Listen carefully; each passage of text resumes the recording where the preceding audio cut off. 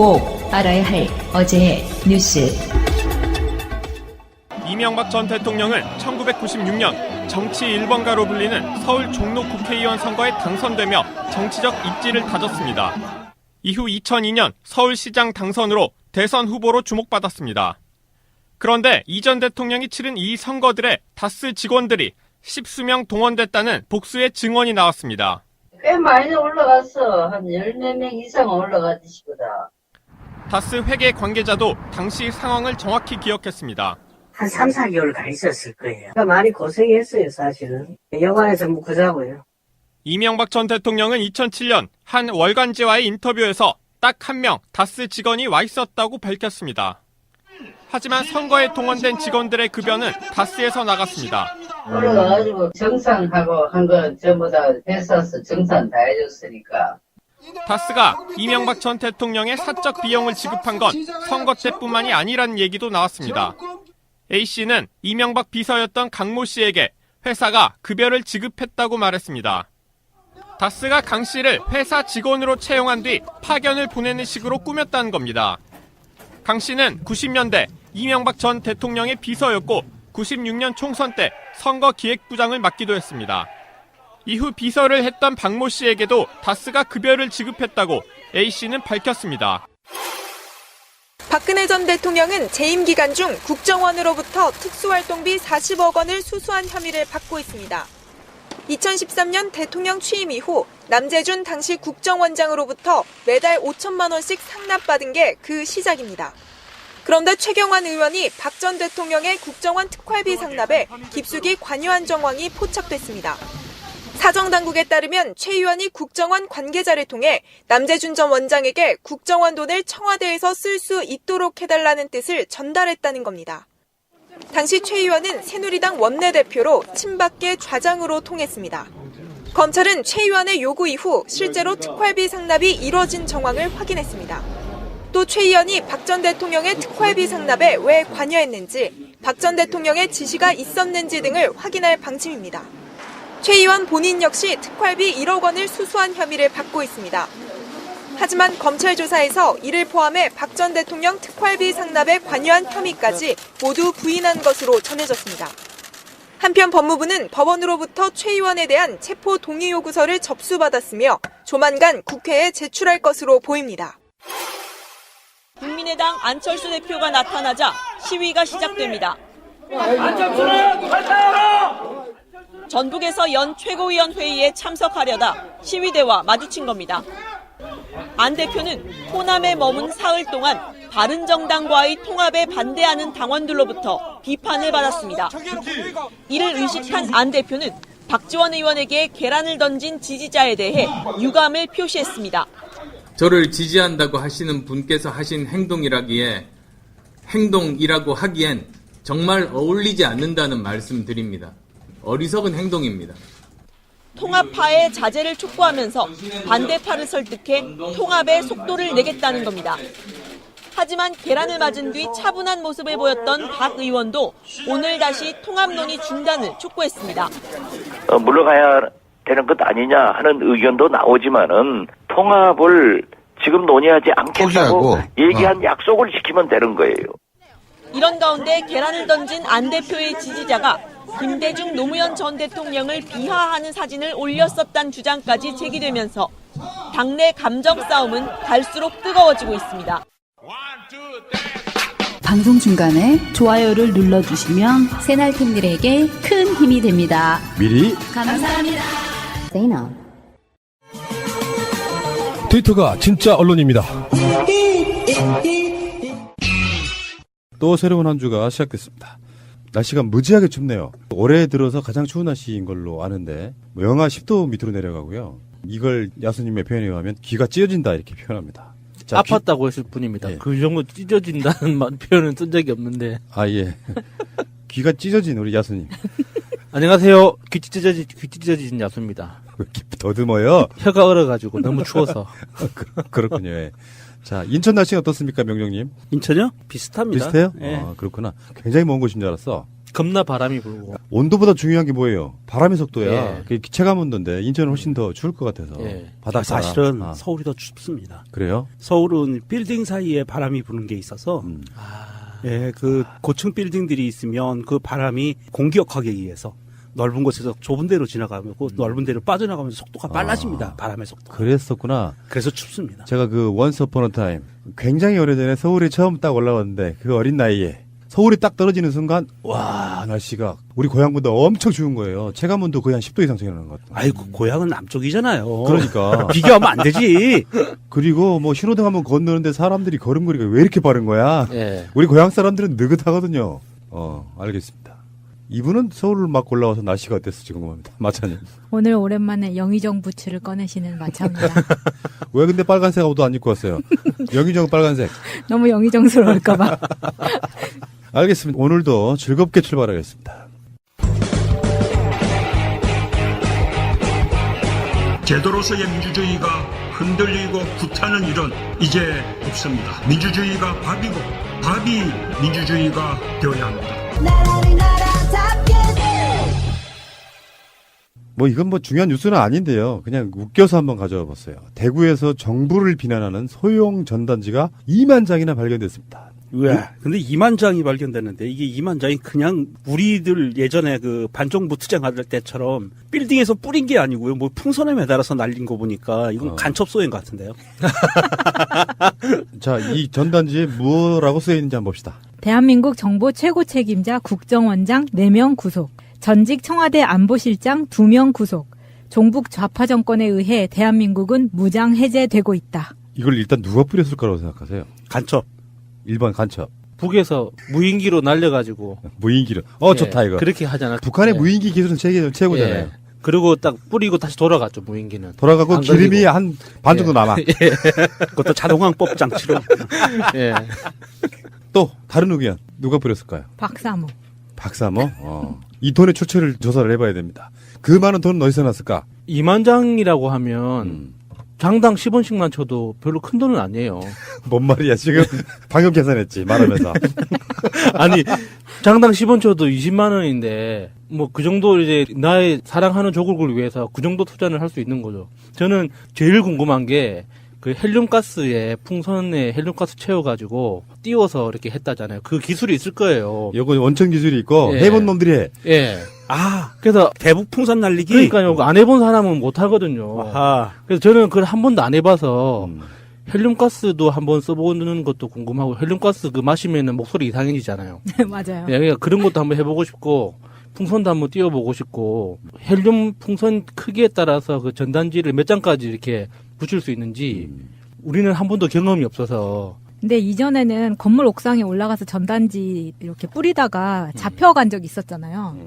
이하 작가. 네, 이하 작가. 건조물 침입죄. 네, 그 침입죄 이런 걸로. 그래서 그걸 아니까 이런 방법을 쓰지 않았을까. 이거는 그 쓰레기 무단 투기 이런 거죠. 예전에 무한도전에서요.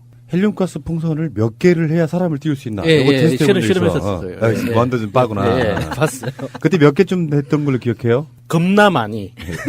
제 기억이 한 2,000개가 넘었던 걸로 기억하는데 예, 풍선에다 헬륨값을 넣어서 2,000개 정도가 예. 되면 사람이 겨우 떠요. 아 그래요? 사람이 그렇게 무거워요? 그러니까. 근데 이 내용을 한번 우리가 들여다봐야 되는데 국정원장은 4명 구속됐고 전직 청와대 안보실장은 2명 구속됐다. 종북 좌파 정권에 의해 대한민국은 무장해제되고 있다. 이게 논리적으로 틀린 말은요. 현직 국정원장이 4명 구속되고 4명도 아니겠지만 현직 국정원장이 구속되고 현직 안보실장이 구속된다면 이 말이 성립이 돼요. 진짜 중요한 국가안보에 있어서의 주요 조직이 지금 자리가 비었다 이런 건데 이 새끼들은 지금 뇌물 받아 처먹고 뇌물 주고 그리고 지키라는 나라는 안 지키고 일반 국민들 뒷조사 나가고 자빠졌고 이런 놈들이 지금 불법을 저질렀는데 대한민국이 무장 해제되는 것과 무슨 상관이 있습니까? 아까 제가 누가 그랬을까요? 한번 물어보는 그 부분은 저는 선거 조직이라고 봅니다. 예를 들어서요. 선거가 얼마 안 남았잖아요. 그 선거 조직들이 최소한 TK만큼 먹어야겠다라고 생각하는 놈들이 했을 가능성이 100%. 사건의 가장 기본적인 범인은 가장 이득을 볼 놈, 보고 싶어하는 놈. 그런데 그 시골이나 지방 도시에서는 그 어르신들이 실제로 정말 겁을 낸다고 하시더라고요. 전쟁 날까봐. 북한이 미사일 그 실험할 때마다 이 정말 전쟁 나는 거 아니냐고 그 주변 젊은이들한테 그렇게 걱정 어린 목소리로 물어본다고 하시더라고요. 이분들한테 팟캐스트를 듣게 해야 되는 게 왜 이 사람들이 잡혀 들어갔는지에 대한 이야기는 없어. 왜 이 사람들이 수사를 받고 구속됐는지에 대한 이야기는 없어. 국정원장이나 안보실장 했던 사람들 구속하면 대한민국이 무장해제 된다고? 얘네들이 대한민국을 무장해제 시켰어요. 어디 투입돼야 될 요원들을 갖다가 지들 정권 유지에 써먹었잖아. 근데 저는 참 궁금한 게 이 사람들의 그 인식 수준이 궁금한 게요. 이게 보통 이렇게 전단지를 날리는 걸 보고 우리는 삐라라고 그러잖아요. 아, 그 말이 생각이 안 났어요. 풍선에 담아서 날아온 삐라. 저는 풍선 전단지라고만 계속 생각했는데 이거 뭔가 삐라. 전문 용어가 있었는데 싶어가지고 이 삐라를 사람들이 보는 순간 대한민국 국민들은요. 주구장창 60몇 년 거의 70년 가까이 세뇌당한 게 있어요. 삐라는 북한 애들이 보내는 거예요. 그러면 이거를 대구에서 이거를 뿌렸다는 거는요. 대구 사람들 보고 이게 삐라라고 대구 사람들이 삐라라고 의심할 정황이 굉장히 높아지거든요. 그러면 우리나라 사람들은 삐라 하면 딱 갖고 있는 거부감이 있어요. 저거 거짓말이야. 근데 얘네들이 이거 삐라 형식으로 뿌렸다는 거는 자충수를 둔 거 아닌가 싶어요. 근데 이거는 이 폰트가 너무 한국스러워요. 그러기도 하고 일단요 색깔이 파란색이잖아요. 북한에서 했다는 것을 이야기하게 되면 이게 논리적으로 꼬여버려요. 종북 좌파 정권이라고 하는데 북한이 그걸 썼을 리가 없잖아. 빨간색으로 안 하고 일부러 파란색을 쓴 게 아닌가 이런 생각이 들고요. 폰트도 노동당 폰트가 아니죠. 예, 이게 원래 그 빨간색 배경이 하얀색 공석체로 해야지 원래 좀 북한 느낌이 나는데 이건 너무 한국스러워서 이제. 그리고 대구 맞아요. 수성구는 서울의 강남에 맞아요. 비교되잖아요. 보통 대구 중에서도 가장 보수적이고 잘 사는 동네. 이제 수성구만 발견된 건 아니고요. 중구, 서구 등에서 발견됐다 그러니까 그걸 다 합쳐서 주워봤더니 2만 장 정도 되더라. 이렇게 된 건데요. 와, 이거 선거용이에요. 돈이 많이 안 들은 티가 나는 게 이게 사이즈가 A4 용지 3분의 1 사이즈거든요. 그러니까 2만 장이라면 기본 한 년 인쇄한 것도 안 들어간 거예요. 소량 인쇄. 요거를 지금 3등분 한 거지 이렇게. 그렇죠. 3등분 한 거거든요. 싸게 했네. 싸게 한 거예요, 이거는. A4로 7,000장 계산하면 돼요. 이런 거 하실 때는 갤러리 기프트. 그렇지. 자, 잠시 후에 다시 오겠습니다. 자, 임종석 비서실장이 대통령 특사 자격으로 중동을 방문했어요. 어저께 김민석, 김현 두 분 방송할 때 이 뉴스가 속보로 떴어요. 헐? 대통령 비서실장이 왜 특사로 가냐? 갈 사람 많을 텐데. 처음에는 이해가 안 됐는데 나중에 이제 자세한 청와대 발표나 기사를 보니까 이해가 되더라고요. 저는 결정적으로 2박 4일 일정으로 간다는 그걸 보고 아 진심이구나. 근데 이게 싶었어요. 이제 음모론 하나 섞자면은 네. 임종석 비서실장을 죽이기 위한 음모. 최근에 봤어요? 임 실장 그 얼굴? 와, 진짜 상했더라. 진짜 임플란트 하는 뭐 이런 게 있다는 얘기도 들은 이제 거. 임종석 실장 그 부모님들이 보면 정말 마음 아플 것 같아서. 왜? 보통 우리들 나이에 이제 저도 이제 경무로 시달려가지고 막 아파본 적이 있는 사람인데 너무 일을 오랫동안 잠만 못 자고 하면은 일단 간에 무리가 와서 얼굴이 까매져요. 임종석 실장 얼굴 보면 얼굴이 까매요. 청와대 막 들어갈 때보다 최소한 3도 정도 얼굴이 어두워. 전문 용어 나온다. 3도. 밝기. 근데 특사로 가는 이유가 이런 거지. 어떤 특정한 거물급 정치인을 보내기에는 조금 뭔가 좀 결이 다르고 문재인 대통령의 뜻을 가장 다른 설명 없이 전달하기에 딱 좋은 사람. 비서실장이 가는 건데 왜 가는지에 대한 얘기가 나와 있습니다. 청와대 발표 한번 들어보겠습니다. 문 대통령이 지난번 비무장지대에 방문했을 때 공동경비구역 장병들을 초청해 격려, 오찬하실 때 국내 장병들은 가까이 있으면 언제든지 집안에 같이 있는 자식들 같은 느낌이 들고 격려하면 되는데 해외 나가 있는 열사의 땅에서 고생하는 장병들은 눈에 밟힌다라고 말씀하셨다. 국군 장병들을 격려하고 그래서 이제 아랍에미레이트에 있는 아크 부대, 레바논에 있는 아크 부대 방문하고요. 그리고 모하메드 아랍에미레이트 연합국 왕세 제 11일 날은 미셸 아운 레바논 대통령을 예방한다. 뭐 가는 김에 그 대통령의 친서 같은 것도 좀 전달하고 와 이런 거 같아요. 네, 거기까지 갔는데 아무도 안 보고 오면 그것도 결대죠. 그러니까 우리나라에 있는 군인들이 지금 다른 나라에 파견 나가 있는 군인들이 있는 거예요. 이 사람들을 위로하기 위해서 거물급 정치인이 가는 것도 좀 웃기잖아요. 그래서 임 실장이 갔다 와. 근데 어제 그 이야기가 생각나요. 임종석 실장을 잠깐 쉬라고 보낸 거 아닐까요? 했더니 그 김현 대변인이 하는 말이 갔다 오는데 얼마나 힘든데요. 그렇지. 생각해보면 훨씬 힘든 일이죠. 2박 4일이요. 2박 4일. 그런데 제가 보기에는 그게 맞는 것 같아요. 임종석 실장한테 휴가를 좀 준 것 같아요. 휴가 치고는 너무 잔인해. 잔인한 게 아니고요. 국내에 있으면 청와대에서 이건 1년 365일 경무에 시달릴 수밖에 없는 시스템이잖아요. 현재 우리나라 시스템이. 네. 그런데 일단 현업에서 일단 손을 놓고 나가면 비행기 시간 때문에 빡세다 그러는 거잖아요. 비행기 시간 빡세다 그래도 비행기에서 자요. 비즈니스석 앉으면 좋아. 그럼 결론 나왔네. 임종석 지금까지 잠 부족했던 거, 하루에 2시간 잤던 거 실컷 자고 몰아자고 와라. 그 대신 가서 이게 열사의 땅이라고는 표현을 했지만 우리가 두바이 이런 데 가면 굉장한 관광지잖아요. 그러니까 따뜻한 데 가서 며칠 동안 가는 김에 물론 이제 그 쉬라고 보낸 건 아니고 임무를 줬지만 임무를 다 하고 남는 시간에 좀 쉬고 와라. 2박 4일 동안 그것도 너무 강한 건 아니에요. 그 쉬는 것까지 포함하면. 근데 이게 시차 때문에 2박 4일이 된 거라서 오고 가는 동안에는 좀 잠을 그래도 잘 수는 있을 것 같아요. 예. For a minute. 청와대가요. 여러분들 이렇게 말씀하실까봐 특별히 다른 의미 부여하지 마라. 있는 그대로다. 이렇게 이야기했어요. 또 맞네 휴가. 뭐 그럴 수 있지. 그러니까 뭐 경무 시달리고 이런 것보다 올며 가며 잠 좀 자라. 그렇죠. 얼굴이 너무 까매졌다. 잠 좀 자고 맛있는 것도 좀 먹고 가서 장병들도 위로 좀 해주고 격려 좀 해주고 가는 길에 또 그냥 오면은 섭섭하다고 가니까 가서 왕세제도 만나고 왕도 아련하고 이렇게 하고 와라. 피로해 보이기는 이너피스 참 좋은데. 지금 PPL이 2개나 나갔어요? 저기는 좀 안 먹었으면 좋겠어요. 낙타고기. 낙타유. 이것도. 파병 나가 있는 군인들 입장에서는 감동이겠네요. 저희 사촌 동생이 이라크 파병 나갔었거든요. 그러면 정말 온 집안 식구들이 파병 나가 있는 뉴스만 나오면 정말 아무것도 순간 모든 걸 멈추고 뉴스만 그러겠죠. 봐요. 근데 이렇게 비서실장급 정도 되는 사람이 가면은 정말 가족들한테 큰 위로가 되는 거죠. 알겠습니다. 새가 날아든다는 여러분들의 하트를 먹고 삽니다. 잊지 않으셨죠? 에피소드 제목을 누르고 플레이가 되면 오른쪽 위에 하트를 꼭 눌러주세요. 오늘도 감사합니다. 더 많은 분들이 들을 수 있도록 하트 꼭 눌러주세요. 자, 주말을 뒤흔들었던 사건.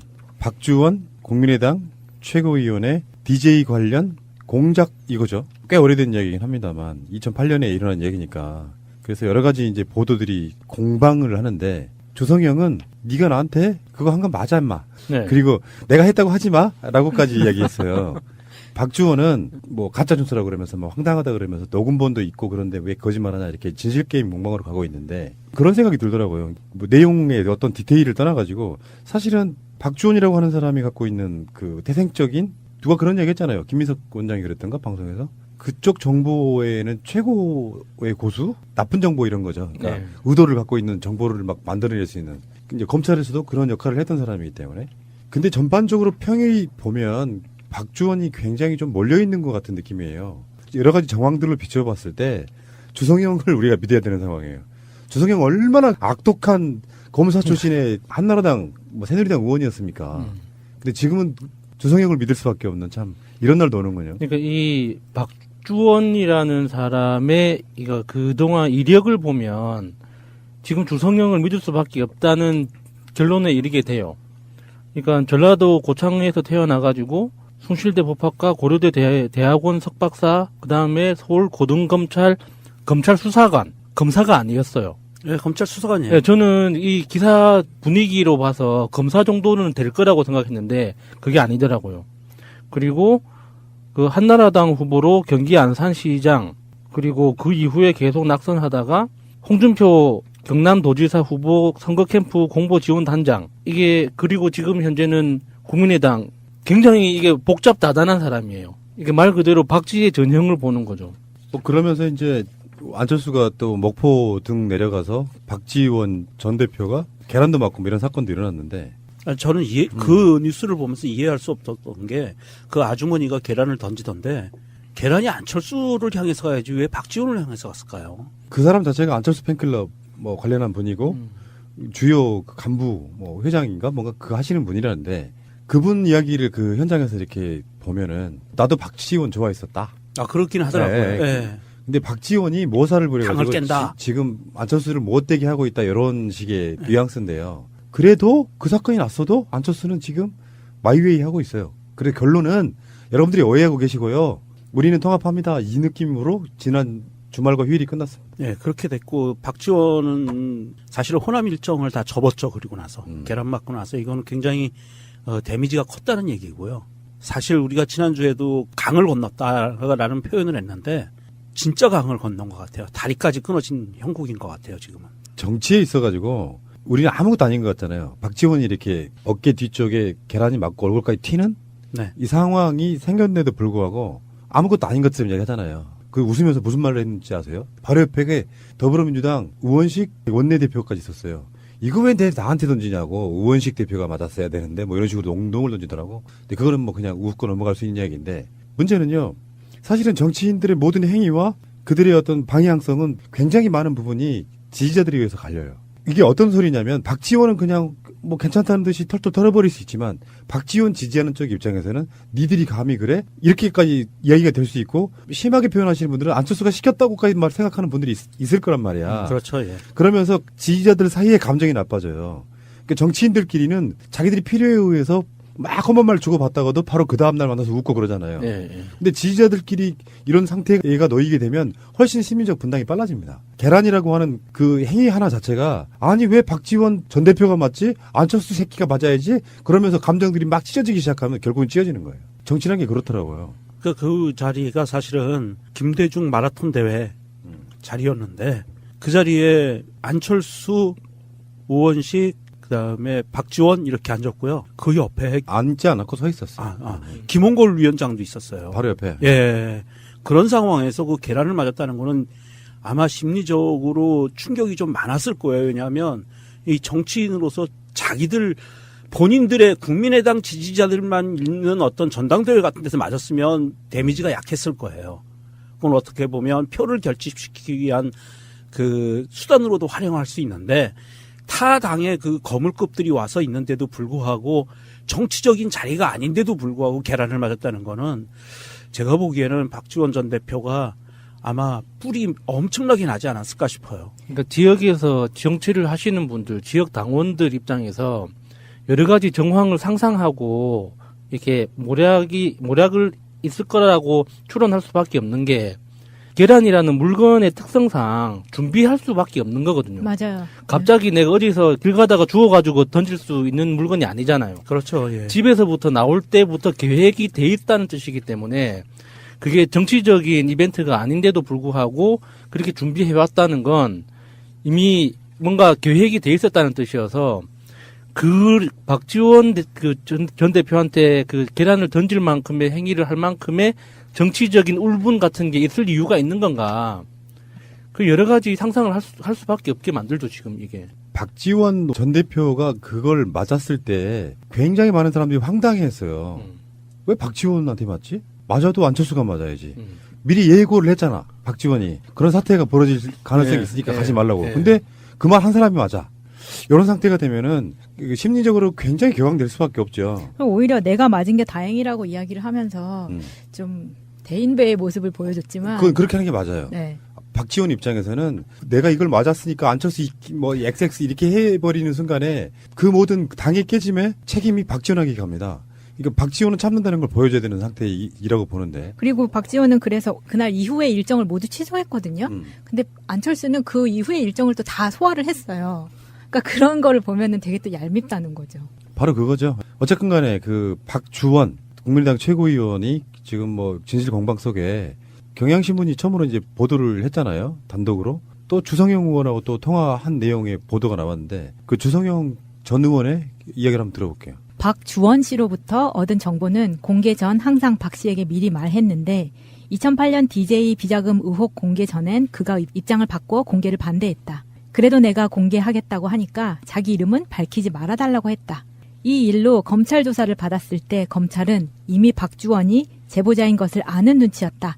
하지만 내 입으로 발설할 수 없어 함구했더니 점점 상황이 불리해졌고 결국 2010년 비리 혐의로 구속된 당시 박주원 안산시장을 교도소로 찾아가 사정을 말한 후 검찰에 제보자를 밝혔다.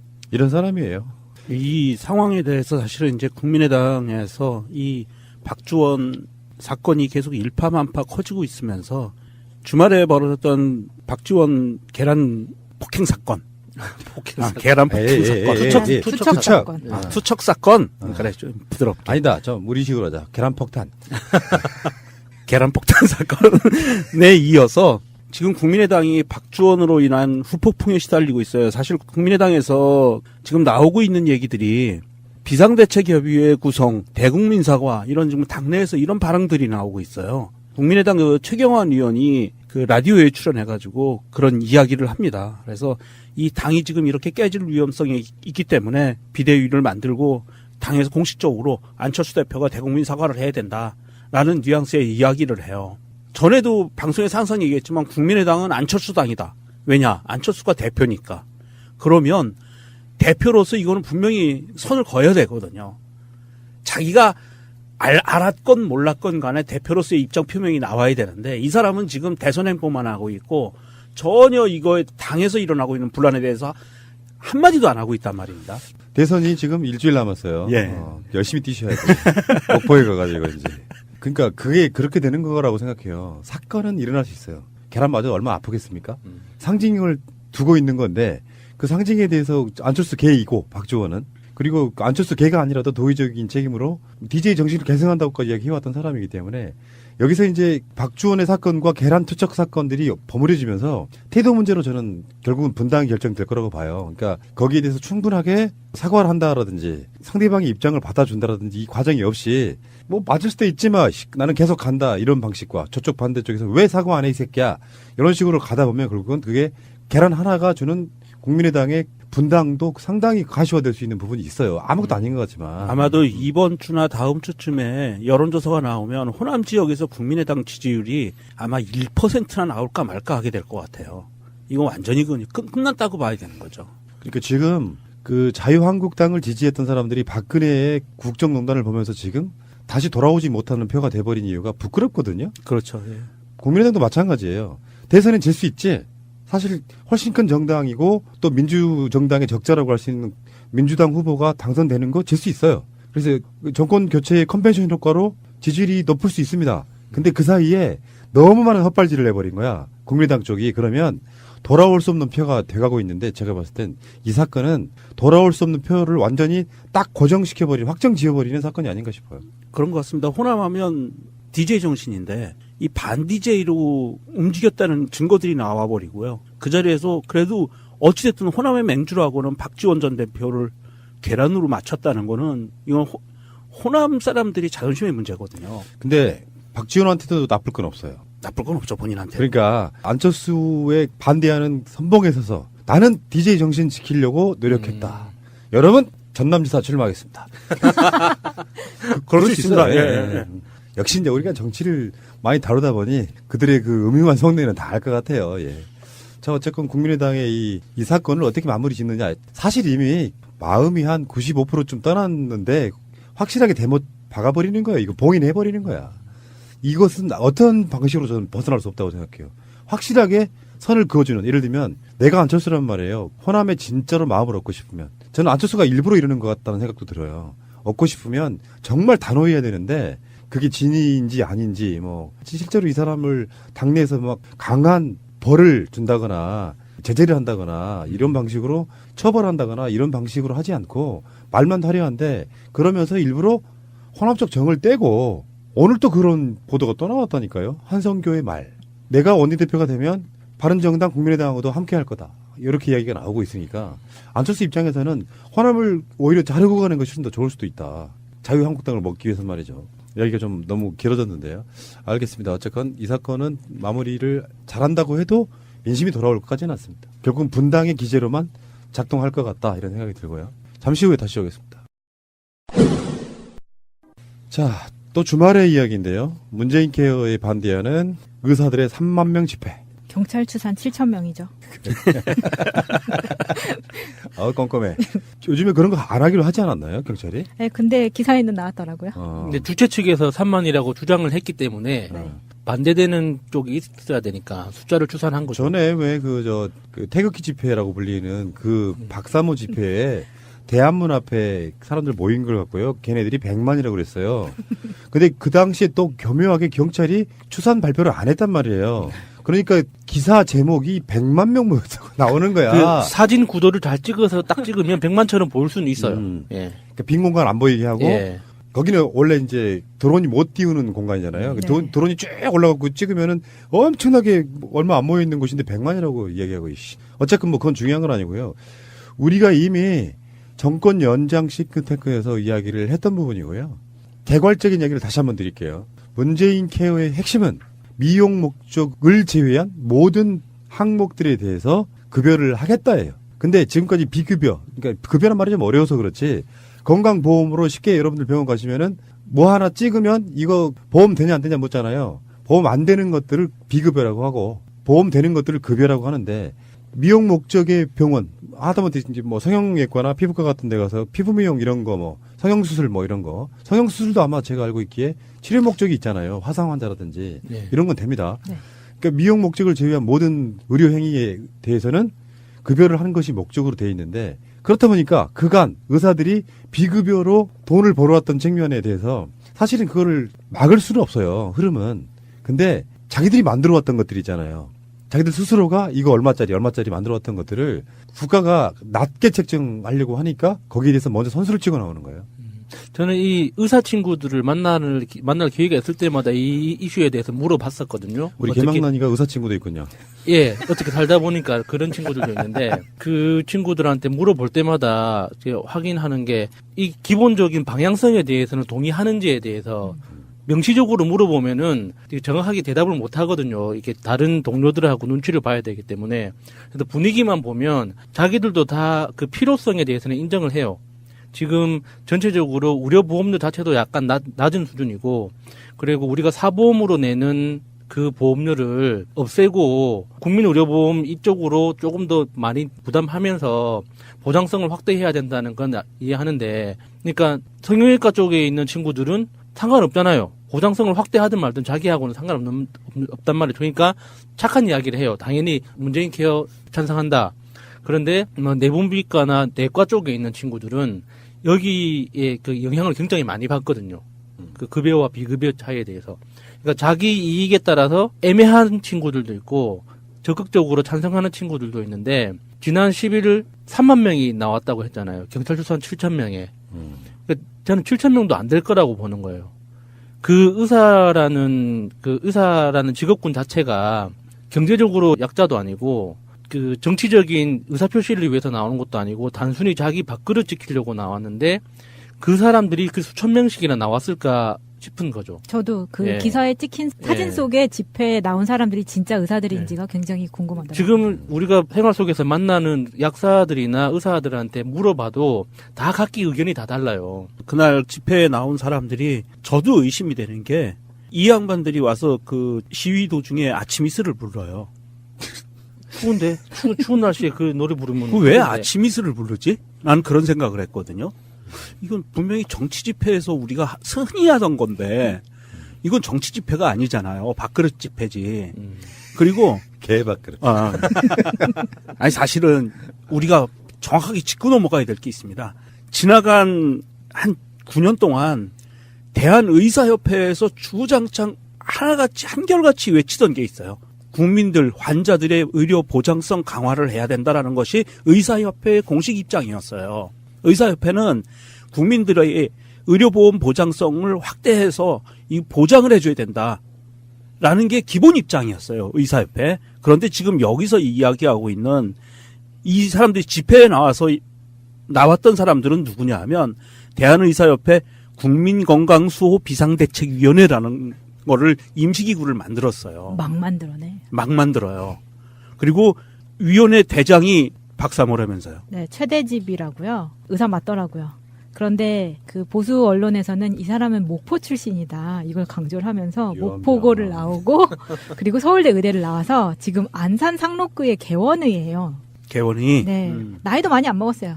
그러니까 이 사람 자체가 변희재 뭐 이런 사람들이랑 어울리는 네, 맞아요. 그 저기 보수단체 집회 나가서도 막 탄핵은 무효다 외치고 이런 사람인데 어쨌든 간에 이것 자체 이 사람들이 하고 있는 그 투쟁 자체가 어쩌면 문재인이 하는 건 다 싫어 이것도 맞아요. 좀 깔려 있다고 보는 거고 이 사람이 이렇게 나오게 되면 이 집회의 순수성 사라지는 거예요. 평상시 때도 의료랑 상관없는 것도 문재인 싫어, 문재인 반대, 박근혜 탄핵은 잘못돼서라고 말하는 사람이 여기에 투쟁위원장으로 돼 있다면 일단 오염됐고요. 네. 받아들일 수 없는 거고, 문제는 지금 우리가 직접 부담하는 의료비 비율이 우리나라 건강보험이 잘 돼 있다고 해도 36.8%입니다. OECD 평균의 1.9배 이 정도거든요. 그러니까 멕시코에 이어서 두 번째 수준 높은 수준이라는 거야. 건강보험은 잘 돼 있는 편이지만 아직도 멀었다라는 측면에서 대표적인 게 그거 아니에요. MRI는 지금까지 급여가 안 됐었단 말이죠.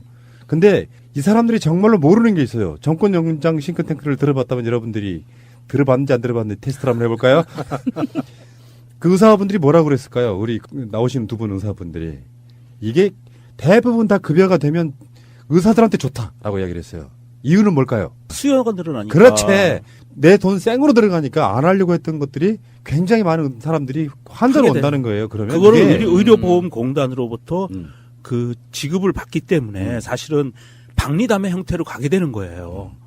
그거에 의사한테 결코 그렇게 크게 손해보는 거 아닙니다. 그러니까 그들의 수익은 그렇게 줄어들거나 그러지 않는다. 네. 문제는 이런 의사들을 현혹해가지고 이런 최대집 같은 사람들이 투쟁하고 있어서 의사들도 제가 그런 얘기 아까 드리려고 그랬거든.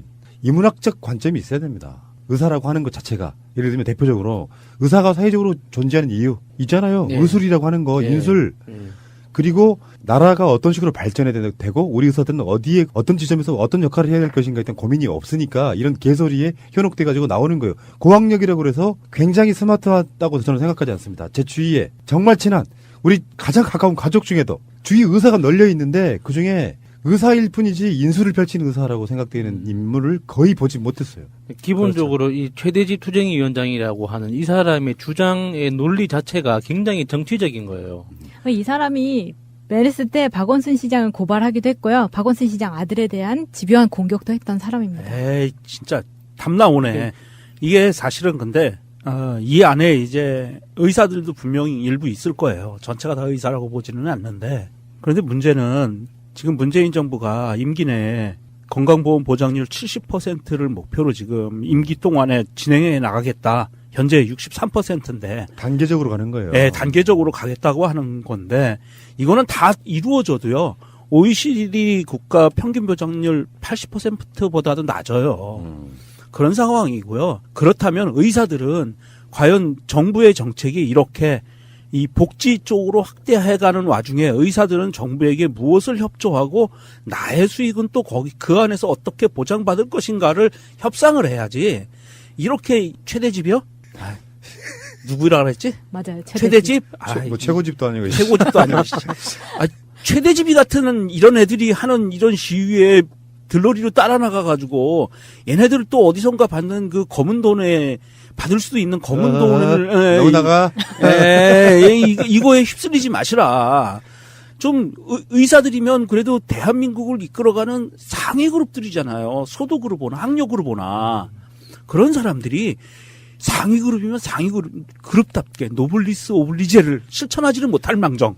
이렇게 추운 날씨에 최대집 같은 인간들한테 휘둘려서 길거리에 나가는 건 옳지 않다. 그러니까 제가 초반에 말씀드린 것처럼 이 의사들이 이 집회에 나온 이유가 있다는 거예요. 어차피 뭐 수가라든지 이런 걸 정해야 된단 말이에요. 그러니까 지금까지는 비급여 항목은 아예 기준이 없었잖아. 그러니까 그거를 높여달라는 시위를 하는 거예요. 이거 반대하는 이유가 원천적으로는 속에 그게 숨어 있다라고 보시면 돼요.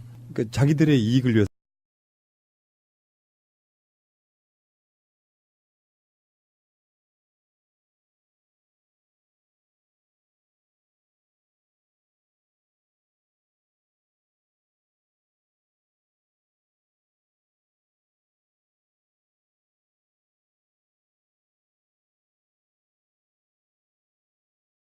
어떤 방식으로 활용할 것인가에 대한 부분이고 우리도 이런 이야기는 아마 팟캐스트를 통해 가지고 엄청나게 많이 깨어났을 거라고 보거든요. 그들이 지금 막 흑자를 남길 필요가 없는 데다가 흑자 남기면서 막 그 돈을 딴 데 쏟아붓고 있잖아요. 그럴 필요가 없다. 의사분들 일부겠죠. 저는 정말 일부라고 봐요. 그러니까 이게 지금 의료계도 양극화 현상이 굉장히 심해서 정말 돈을 많이 버는 사람은 극단적으로 많이 벌고 힘든 사람들은 그 폐업을 할 정도로 힘들거든요. 그래서 이게 지금 이 사람들의 모습이 의료계 전체를 대변한다고 보기는 어려운 거예요. 거기 중간에도 그 중간값은 항상 있는 거기 때문에 어려워진 이유가 있는 거거든요. 사람들이 이렇게 지금 우리나라 그 의료 시스템의 특징, 허점 때문에 그 대형 병원으로만 몰리고 하는 이런 현상들도 그 한몫하고 있는 건데, 이 보장성이 확대되고 수가가 어느 정도 그 조정이 된다면 사실 그 1, 2, 3차 이렇게 체계적인 의료 전달 시스템이 조금 더 그 국가 차원에서 정비를 할 수 있단 말이죠. 근데 이런 식으로 그 일부의 목소리나 어떤 그 자기들 밥그릇 문제 때문에 이 정책 자체를 부정하는 식으로 나오면 사실 큰 방향에서 국민적 공분을 사게 되는 거죠. 그 집회에서 했던 말들이 속에 숨어 있는 게 있는데요.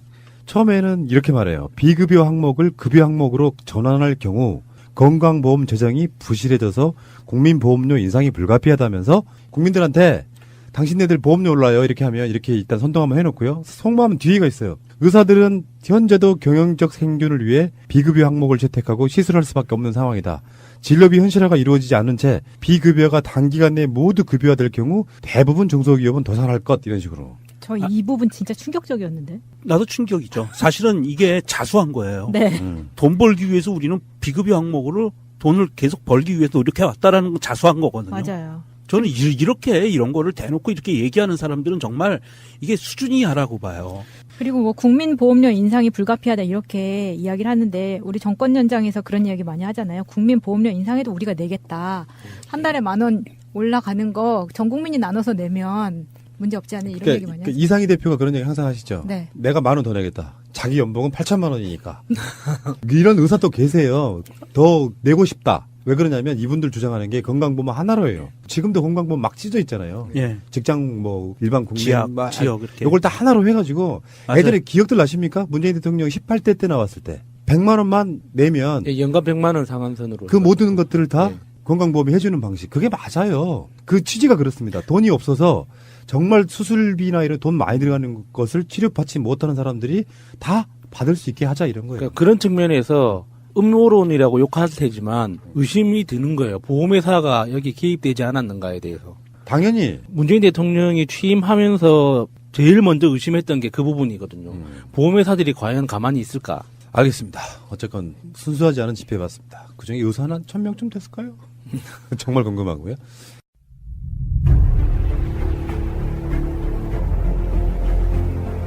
국민들은 국가의 존재 이유가 무엇이냐고 물었습니다. 어려울 때 국가가 든든하게 지켜주고 있다는 믿음을 주어야 합니다. 그것이 국가의 존재 이유입니다. 이런 보도가 하나 나왔네요. 이명박 집안에 18년 동안, 이 사람들은 18을 이렇게 되게 좋아하네. 그러게요. 그 18년 동안 운전했던 운전사가 다 쓰는 이명박 거라고, 김종백 씨라고요. 이런 증언을 했습니다. 사실 뻔한데. 그래도 뭔가 가까이서 본 사람이 뭔가 자잘한 증언들을 해주면은 좀 재밌지 않아요? 이번에 그 이명박을 다스 관련해서 고발한 참여연대가 뭐라고 썼는지 아세요? 소장에 다스의 실소유주로 의심되는 사람. 특정하지는 못하고 이상은 하고 다스의 실소유주로 의심되는 사람. 이 사람을 고발했더라고. 참네. 그런데 저는 이 언론사에서 인터뷰한 거를 보고 굉장히 충격을 받았던 게 다스가 수기장부를 썼다는 것을 보고 굉장히 충격을 받았어요. 그러니까 돈과 장부가 달라야 되니까. 그러니까 이게 수기장부를 쓰는 거는요. 이게 얼마나 제가 충격이었냐면 예전에 제가 했던 조그만 구멍가게 같은 회사도요. 회계는 전산으로 하거든요. 왜냐하면 전산으로 해야 입력도 편하고 출력도 편하고 그다음에 그거를 세무신고하기도 편해요. 완샷으로 다 이루어져요. 그렇죠.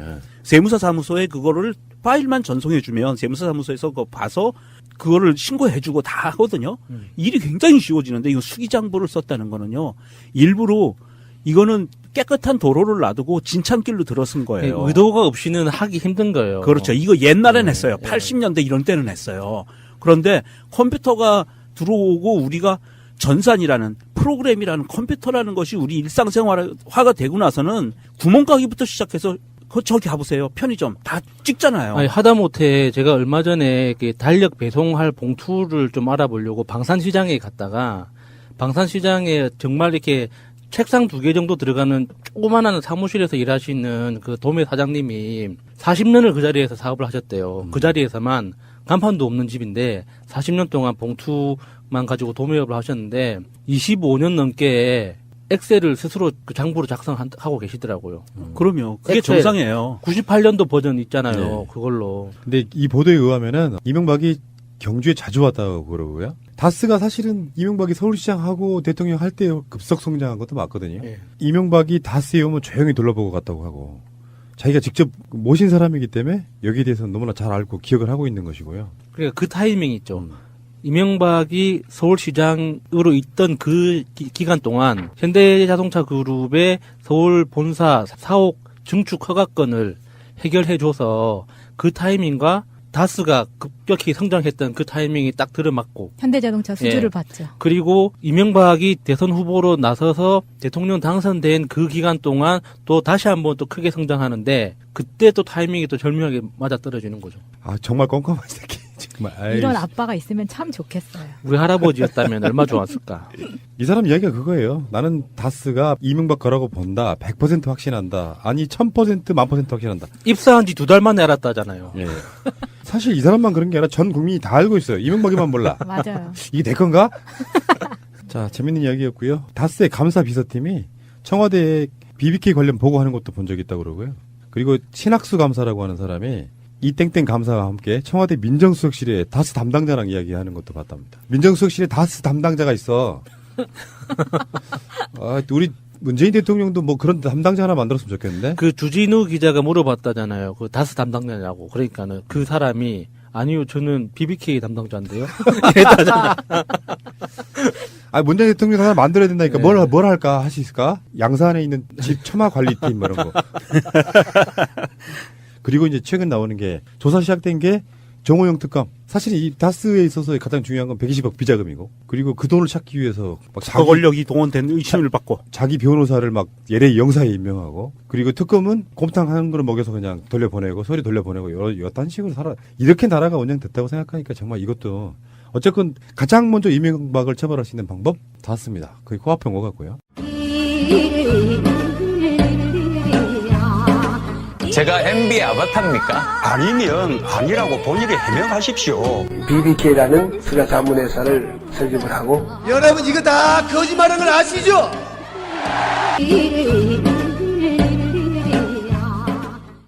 자, 돈 많은 사람들의 이야기일 수 있는데요. 고액 체납자 공개 기준 금액이 체납 2억 원으로 내렸어요.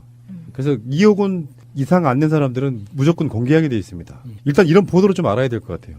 기업 사장이라도 회장이라도 돈 많은 사람이라도 유명하지 않으면 타이틀로 안 나가. 근데 연예인들은 꼭 타이틀로 나가. 왜? 사람들이 그래야 보기 때문에. 그래서 지금 구창모 씨하고 탤런트 김혜선 씨.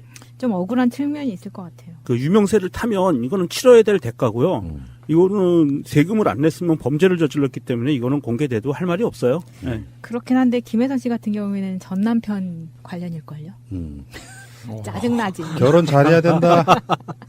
1위가 누구냐면은 유지양 전 효자건설 회장. 아마 이렇게 전자가 붙어 있는 거 보면은 아만 해도 자기 아들한테 물려주는, 그리고 이제 뒷선에 올라가 있지 않을까, 아니면 망했던가 정확히 모르겠고요. 유지양 전 효자건설 회장이 447억, 명지학원이 148억, 그 유병훈 회장 일가도 115억 세금을 안 냈고요. 그래서 지금 총 체납액이 11조 4천억이에요. 야, 11조 상상이 안 됩니다, 진짜. 아니 이게 지금 그 검색도 국세청 사이트에 들어가면은 너무 쉽게 볼 수가 있게 해놓은 거예요. 공개하기로 돼 있으니까. 네, 그래서 혹시나 해서 우리 아빠도 한번 쳐보고 주위의 사람들 좀 쳐봤네요. 제가 국세청 사이트 들어가서 보니까 유지양이 1위예요. 연령 56세에서 전 효자건설 대표이사, 그리고 446만 8,700만 원이거든요.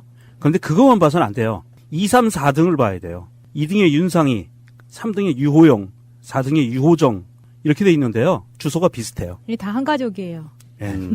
그러면 이걸 다 합치면 446억 하고 400억, 400억, 400억, 1600억이 넘어요. 유명종님. 네. 지금 그 유씨 일가와 유섬나, 유석기, 유상나 이거 어떻게 할 거야 이거? 나도 밀려는 세금 있는데 못 낸 거. 나도 못 낸 세금 있어요. 500만 원. 야수님. 예. 체납이라도 이렇게 한번 해보고 싶죠?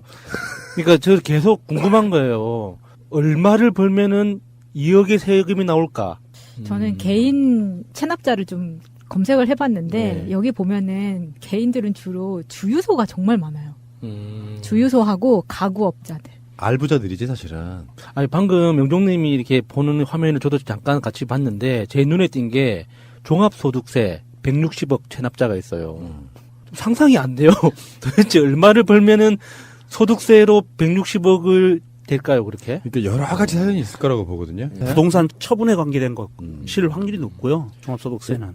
올해 1년 이상 체납액이 3억에서 2억으로 줄어든 거예요. 그러니까 2억 이상을 공개하게 된 거고 작년까지는 3억 이상을 공개하게 된 건데, 근데 이게 공개를 하니까 사실은 성실 납세가 좀 많아져서 작년에는 13조였고요. 올해는 11조가 된 거다. 뭐 이런 측면이 있고, 사연은 여러 가지가 있겠죠. 근데 상습적으로 고액 체납하는 경우는 이 사람들은 무조건 내야 돼요. 그러니까 돈이 없어서 못 내는 경우도 있을 거고 여러 가지 이유가 있겠지. 근데 이거는 감면되고 이러는 게 아니잖아요. 요거는 끝까지 따라가는 상황. 국세는 무서운 거죠, 진짜. 근데 괘씸한 건 있으면서 안 내는 사람들이기 때문에 이거 이제 조사하러 나가면 오늘 뉴스에도 나왔죠. 소파 뜯어보면 막 현찰 나오고 막 이런다 그러잖아요. 금고 안 열어주고 버티다가 막 열어보니까 몇 억씩 들어있고. 그러니까 3월 달에 일단 이거 명단 공개합니다. 6개월 정도 시간 드릴게요. 내세요 했어요. 근데 그게 안 낸 사람들이 공개된 거고요. 왜 이제 지금 그 파리 부동산 대책 이후에 집 2채 이상 되신 분들 세금 많이 먹일 거예요. 내년 4월부터. 그 사이에 뭔가 처분이 돼야 되는 뭐 이런 거라고 보시면 되고. 솔직히 말씀드려가지고 저도 이런 식의 세금 한번 내보고 싶어요. 다른 건 몰라도 우리나라에 돈 좀 있다는 사람들 많아요, 생각보다. 부동산 부자, 주유소 부자, 아까 말한 것처럼 우리는 막 재벌들만 생각하지만 수도 없이 많은 부자들이 있어. 이 사람들이 한 번쯤, 아니, 최소한 50% 이상의 사람들이 나 세금 이만큼 냈어, 이것들아. 나 애국자야. 그런 문화가 만들어져야 된다고. 그러니까 세금 많이 내면 뭔가 좀 뭐 증패라고 합니까? 집 앞에 뭔가 팻말 같은 거 달아주는 그렇지. 거죠. 애국자의 집. 사실 그 성실납세자라고 해서 대우해주는 제도가 있어요. 그래서 성실납세자는 주차비도 감면받고요. 공공주차장. 그 딱지를 줘요. 그러면 주차비 감면되지. 성실납세자가 어디 대출 받으러 가면 대출도 우선해서 해주지. 여러 가지 혜택이 있어요. 그 몰고 다니는 차량에다가 뒤에다가 금딱지로 우수 납세인 뭐 해가지고 고속도로 무조건 하이패스 뭐 이렇게 해주고 007 살인매너처럼 이렇게 딱 보여주면 무조건 패스하고 막 그런 게 좋겠네요. 그러니까 지금 그 11조 정도가 고액 체납자들이고 일반인들도 뭐 세금 못 내고 있는 분들 있을 거예요. 그 세금하고 그리고 지금 이명박이가 해놨던 부자 감세 이런 것들만 해도 굉장히 많은 재정이 확보가 되는 측면이 있는데 많이들 내시기 바래요. 세금이라는 게 국세청이 내는 세금이라는 게 먹은 게 있으니까 내라고 하는 거거든요. 아무것도 없는데 너 세금 이만큼 내 이렇게 이야기하지는 않는 거거든요. 세금 잘 냅시다. 애국자 됩시다. 나도 애국자가 되고 싶습니다. 저도요. 밀린 거나 빨리 내야지. 근데 구창모 씨는 지금 저번에 그런 얘기 있지 않았어요? 무슨 투자 관련해가지고 구창모 씨 보도가 한번 최근에 나온 적이 있거든요. 아, 그래요? 거기다 또 투자를 했었나? 양도소득세가 3억 8천만 원 밀렸다 그러고 김혜선 씨는 지금 4억 7천만 원 밀렸다 그러는데 불과 우리 얼마 전에 그 영인아에서 구창모 희날이 나갔구만. 그땐 좋았는데. 실망시키세요들 좀. 뭔가 이유가 있겠지. 근데 체납 세금 중에 가장 마음 아픈 게 그 부가가치세잖아요.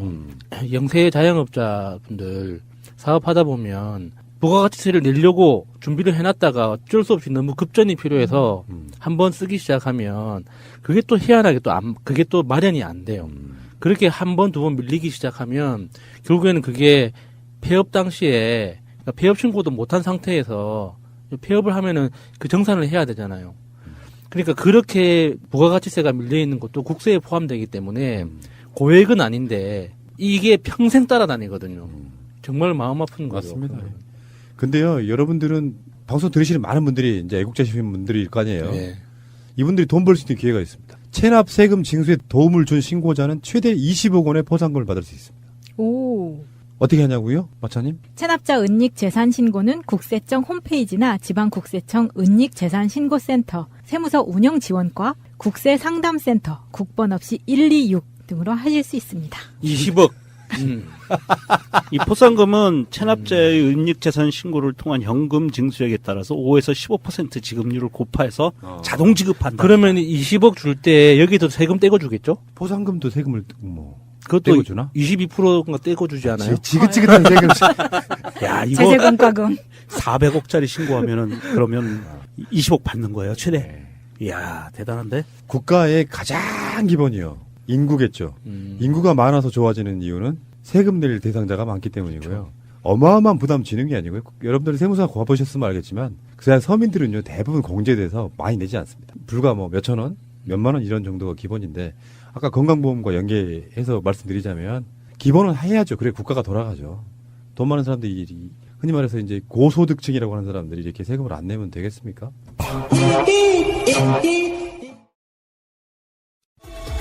꼭 알아야 할 어제의 뉴스. 이명박 전 대통령은 1996년 정치 1번가로 불리는 서울 종로 국회의원 선거에 당선되며 정치적 입지를 다졌습니다. 이후 2002년 서울시장 당선으로 대선 후보로 주목받았습니다. 그런데 이 전 대통령이 치른 이 선거들에 다스 직원들이 10수명 동원됐다는 복수의 증언이 나왔습니다. 꽤 많이 올라갔어. 한 10몇 명 이상 올라갔지, 보다. 다스 회계 관계자도 당시 상황을 정확히 기억했습니다. 한 3, 4개월 가 있었을 거예요. 그러니까 많이 고생했어요, 사실은. 영화에서 묵으자고요. 이명박 전 대통령은 2007년 한 월간지와의 인터뷰에서 딱 한 명 다스 직원이 와 있었다고 밝혔습니다. 하지만 선거에 동원된 직원들의 급여는 다스에서 나갔습니다. 올라가가지고 정산하고 한 거 전부 다 회사에서 정산 다 해줬으니까. 다스가 이명박 전 대통령의 사적 비용을 지급한 건 선거 때뿐만이 아니란 얘기도 나왔습니다. A씨는 이명박 비서였던 강모 씨에게 회사가 급여를 지급했다고 말했습니다. 다스가 강 씨를 회사 직원으로 채용한 뒤 파견을 보내는 식으로 꾸몄다는 겁니다. 강 씨는 90년대 이명박 전 대통령의 비서였고 96년 총선 때 선거기획부장을 맡기도 했습니다. 이후 비서를 했던 박모 씨에게도 다스가 급여를 지급했다고 A씨는 밝혔습니다. 박근혜 전 대통령은 재임 기간 중 국정원으로부터 특수활동비 40억 원을 수수한 혐의를 받고 있습니다. 2013년 대통령 취임 이후 남재준 당시 국정원장으로부터 매달 5천만 원씩 상납받은 게 그 시작입니다. 그런데 최경환 의원이 박 전 대통령의 국정원 특활비 상납에 깊숙이 관여한 정황이 포착됐습니다. 사정당국에 따르면 최 의원이 국정원 관계자를 통해 남재준 전 원장에게 국정원 돈을 청와대에서 쓸 수 있도록 해달라는 뜻을 전달했다는 겁니다. 당시 최 의원은 새누리당 원내대표로 친박계 좌장으로 통했습니다. 검찰은 최 의원의 요구 이후 실제로 특활비 상납이 이뤄진 정황을 확인했습니다. 또 최 의원이 박 전 대통령의 특활비 상납에 왜 관여했는지, 박 전 대통령의 지시가 있었는지 등을 확인할 방침입니다. 최 의원 본인 역시 특활비 1억 원을 수수한 혐의를 받고 있습니다. 하지만 검찰 조사에서 이를 포함해 박 전 대통령 특활비 상납에 관여한 혐의까지 모두 부인한 것으로 전해졌습니다. 한편 법무부는 법원으로부터 최 의원에 대한 체포 동의 요구서를 접수받았으며 조만간 국회에 제출할 것으로 보입니다.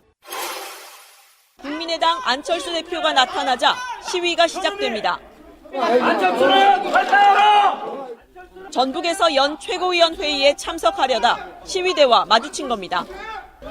안 대표는 호남에 머문 사흘 동안 바른정당과의 통합에 반대하는 당원들로부터 비판을 받았습니다. 이를 의식한 안 대표는 박지원 의원에게 계란을 던진 지지자에 대해 유감을 표시했습니다. 저를 지지한다고 하시는 분께서 하신 행동이라기에 행동이라고 하기엔 정말 어울리지 않는다는 말씀 드립니다.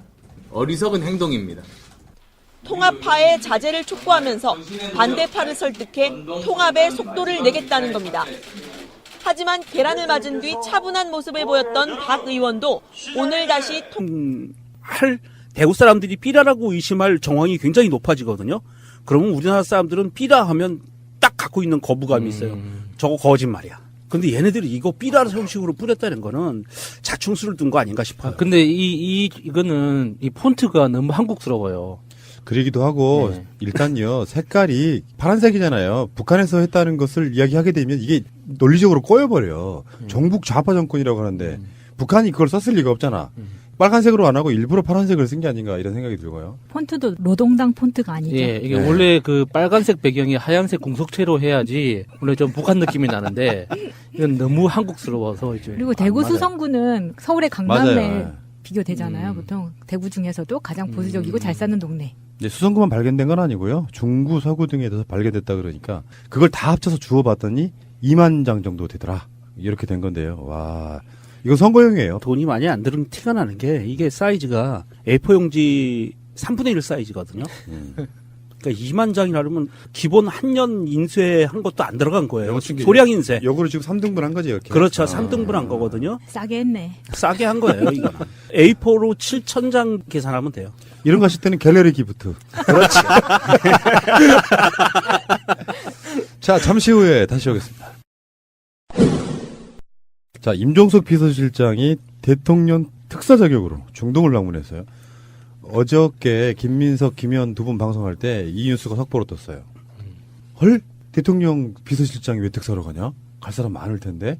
처음에는 이해가 안 됐는데 나중에 이제 자세한 청와대 발표나 기사를 보니까 이해가 되더라고요.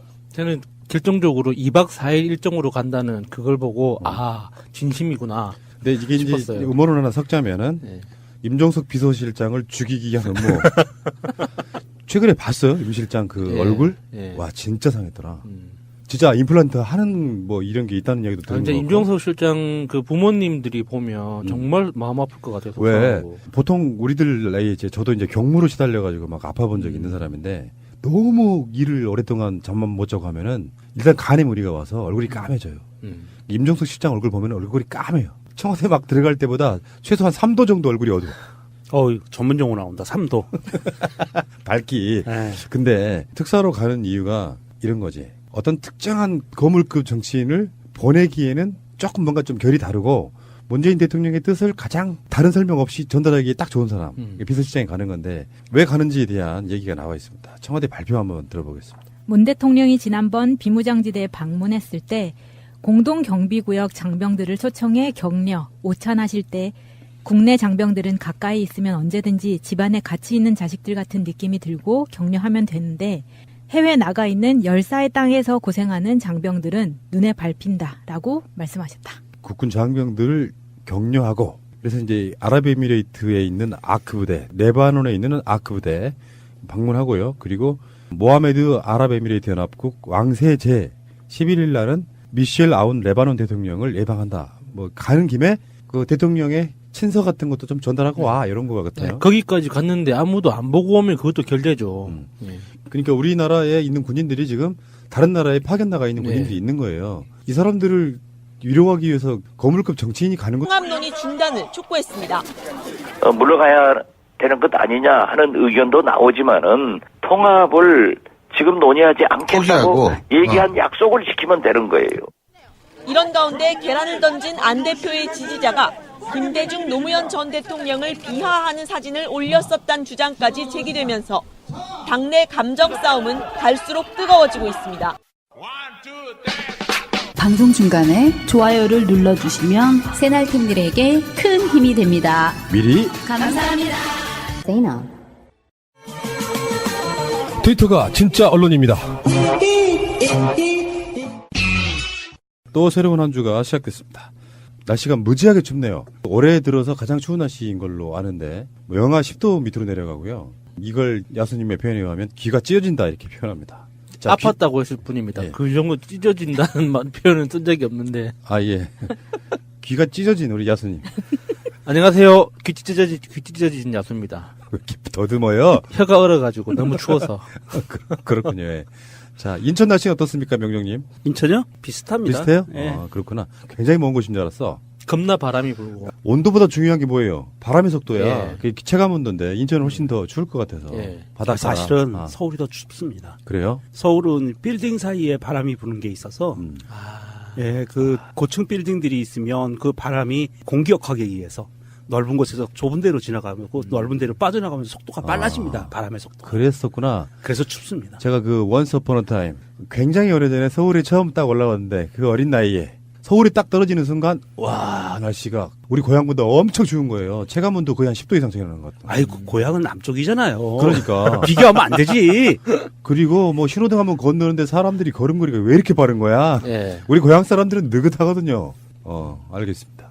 이분은 서울을 막 올라와서 날씨가 어땠을지 궁금합니다. 마차님. 오늘 오랜만에 영의정 부츠를 꺼내시는 마차입니다. 왜 근데 빨간색 옷도 안 입고 왔어요? 영의정 빨간색. 너무 영의정스러울까봐. 알겠습니다. 오늘도 즐겁게 출발하겠습니다. 제도로서의 민주주의가 흔들리고 구타는 일은 이제 없습니다. 민주주의가 밥이고 밥이 민주주의가 되어야 합니다. 뭐 이건 뭐 중요한 뉴스는 아닌데요. 그냥 웃겨서 한번 가져와 봤어요. 대구에서 정부를 비난하는 소형 전단지가 2만 장이나 발견됐습니다. 왜? 근데 2만 장이 발견됐는데 이게 2만 장이 그냥 우리들 예전에 그 반정부 투쟁할 때처럼 빌딩에서 뿌린 게 아니고요. 뭐 풍선에 매달아서 날린 거 보니까 이건 간첩 소행 같은데요. 자, 이 전단지에 뭐라고 쓰여 있는지 한번 봅시다. 대한민국 정보 최고 책임자 국정원장 4명 구속, 전직 청와대 안보실장 2명 구속, 종북 좌파 정권에 의해 대한민국은 무장 해제되고 있다. 이걸 일단 누가 뿌렸을 거라고 생각하세요? 간첩. 1번 간첩. 북에서 무인기로 날려가지고. 무인기로. 좋다 이거. 그렇게 하잖아. 북한의 무인기 기술은 세계 최고잖아요. 예. 그리고 딱 뿌리고 다시 돌아갔죠, 무인기는. 돌아가고 기름이 한 반 정도 남아. 그것도 자동항법 장치로. 예. 또 다른 의견 누가 뿌렸을까요? 박사모. 박사모? 이 돈의 출처를 조사를 해봐야 됩니다. 그 많은 돈은 어디서 났을까? 2만 장이라고 하면 장당 10원씩만 쳐도 별로 큰 돈은 아니에요. 뭔 말이야 지금 방금 계산했지 말하면서. 아니 장당 10원 쳐도 20만 원인데 뭐 그 정도 이제 나의 사랑하는 조국을 위해서 그 정도 투자를 할 수 있는 거죠. 저는 제일 궁금한 게 그 헬륨가스에 풍선에 헬륨가스 채워가지고 띄워서 이렇게 했다잖아요. 그 기술이 있을 거예요. 요거 원천 기술이 있고 예. 해본 놈들이 해. 예. 그래서 대북 풍선 날리기. 그러니까요. 안 해본 사람은 못 하거든요. 아하. 그래서 저는 그걸 한 번도 안 해봐서 헬륨가스도 한번 써보는 것도 궁금하고 헬륨가스 그 마시면은 목소리 이상해지잖아요. 맞아요. 예, 그러니까 그런 것도 한번 해보고 싶고 풍선도 한번 띄워보고 싶고 헬륨 풍선 크기에 따라서 그 전단지를 몇 장까지 이렇게 붙일 수 있는지 우리는 한 번도 경험이 없어서. 근데 이전에는 건물 옥상에 올라가서 전단지 이렇게 뿌리다가 잡혀간 적이 있었잖아요. 이하 작가. 네, 이하 작가. 건조물 침입죄. 네, 그 침입죄 이런 걸로. 그래서 그걸 아니까 이런 방법을 쓰지 않았을까. 이거는 그 쓰레기 무단 투기 이런 거죠. 예전에 무한도전에서요. 헬륨가스 풍선을 몇 개를 해야 사람을 띄울 수 있나? 예, 이거 예, 테스트 해본 적 실험했었어요. 있어. 예. 무한도전 빠구나. 예, 봤어요. 그때 몇 개쯤 했던 걸로 기억해요? 겁나 많이. 제 기억이 한 2,000개가 넘었던 걸로 기억하는데 예, 풍선에다 헬륨값을 넣어서 2,000개 정도가 예. 되면 사람이 겨우 떠요. 아 그래요? 사람이 그렇게 무거워요? 그러니까. 근데 이 내용을 한번 우리가 들여다봐야 되는데 국정원장은 4명 구속됐고 전직 청와대 안보실장은 2명 구속됐다. 종북 좌파 정권에 의해 대한민국은 무장해제되고 있다. 이게 논리적으로 틀린 말은요. 현직 국정원장이 4명 구속되고 4명도 아니겠지만 현직 국정원장이 구속되고 현직 안보실장이 구속된다면 이 말이 성립이 돼요. 진짜 중요한 국가안보에 있어서의 주요 조직이 지금 자리가 비었다 이런 건데 이 새끼들은 지금 뇌물 받아 처먹고 뇌물 주고 그리고 지키라는 나라는 안 지키고 일반 국민들 뒷조사 나가고 자빠졌고 이런 놈들이 지금 불법을 저질렀는데 대한민국이 무장해제되는 것과 무슨 상관이 있습니까? 아까 제가 누가 그랬을까요? 한번 물어보는 그 부분은 저는 선거 조직이라고 봅니다. 예를 들어서요. 선거가 얼마 안 남았잖아요. 그 선거 조직들이 최소한 TK만큼 먹어야겠다라고 생각하는 놈들이 했을 가능성이 100%.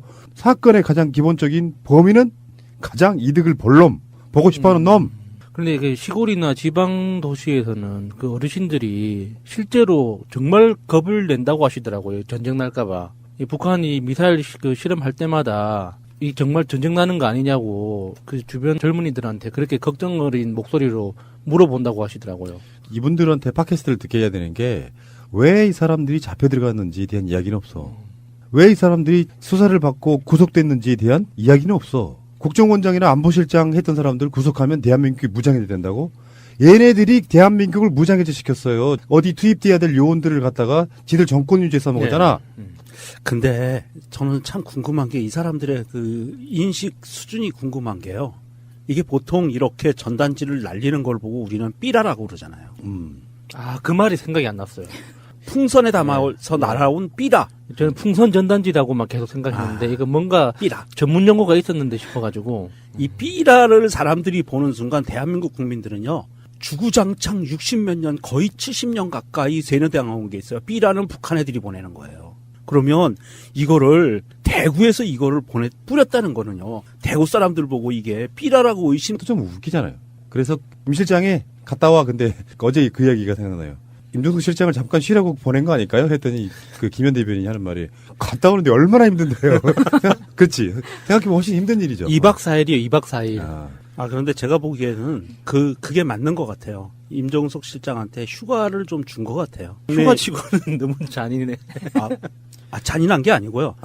국내에 있으면 청와대에서 이건 1년 365일 경무에 시달릴 수밖에 없는 시스템이잖아요. 현재 우리나라 시스템이. 네. 그런데 일단 현업에서 일단 손을 놓고 나가면 비행기 시간 때문에 빡세다 그러는 거잖아요. 비행기 시간 빡세다 그래도 비행기에서 자요.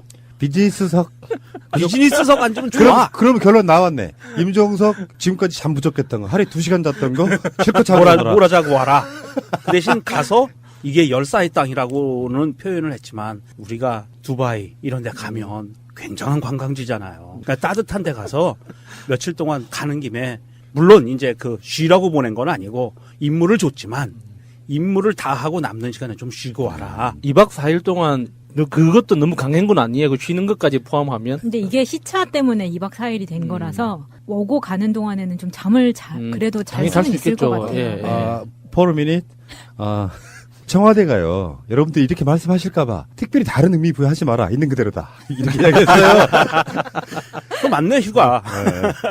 뭐 그럴 수 있지. 그러니까 뭐 경무 시달리고 이런 것보다 올며 가며 잠 좀 자라. 그렇죠. 얼굴이 너무 까매졌다. 잠 좀 자고 맛있는 것도 좀 먹고 가서 장병들도 위로 좀 해주고 격려 좀 해주고 가는 길에 또 그냥 오면은 섭섭하다고 가니까 가서 왕세제도 만나고 왕도 아련하고 이렇게 하고 와라. 피로해 보이기는 이너피스 참 좋은데. 지금 PPL이 2개나 나갔어요? 저기는 좀 안 먹었으면 좋겠어요. 낙타고기. 낙타유. 이것도. 파병 나가 있는 군인들 입장에서는 감동이겠네요. 저희 사촌 동생이 이라크 파병 나갔었거든요. 그러면 정말 온 집안 식구들이 파병 나가 있는 뉴스만 나오면 정말 아무것도 순간 모든 걸 멈추고 뉴스만 그러겠죠. 봐요. 근데 이렇게 비서실장급 정도 되는 사람이 가면은 정말 가족들한테 큰 위로가 되는 거죠. 알겠습니다. 새가 날아든다는 여러분들의 하트를 먹고 삽니다. 잊지 않으셨죠? 에피소드 제목을 누르고 플레이가 되면 오른쪽 위에 하트를 꼭 눌러주세요. 오늘도 감사합니다. 더 많은 분들이 들을 수 있도록 하트 꼭 눌러주세요. 자, 주말을 뒤흔들었던 사건. 박주원 국민의당 최고위원회 DJ 관련 공작 이거죠. 꽤 오래된 이야기긴 합니다만 2008년에 일어난 얘기니까. 그래서 여러 가지 이제 보도들이 공방을 하는데 조성영은 네가 나한테 그거 한 건 맞아 임마. 네. 그리고 내가 했다고 하지 마라고까지 이야기했어요. 박주원은 뭐 가짜 뉴스라고 그러면서 뭐 황당하다 그러면서 녹음본도 있고 그런데 왜 거짓말하냐 이렇게 진실 게임 몽망으로 가고 있는데 그런 생각이 들더라고요. 뭐 내용의 어떤 디테일을 떠나가지고 사실은 박주원이라고 하는 사람이 갖고 있는 그 태생적인 누가 그런 얘기했잖아요. 김민석 원장이 그랬던가 방송에서 그쪽 정보에는 최고의 고수 나쁜 정보 이런 거죠. 그러니까 의도를 갖고 있는 정보를 막 만들어낼 수 있는 이제 검찰에서도 그런 역할을 했던 사람이기 때문에 근데 전반적으로 평이 보면 박주원이 굉장히 좀 몰려 있는 것 같은 느낌이에요. 여러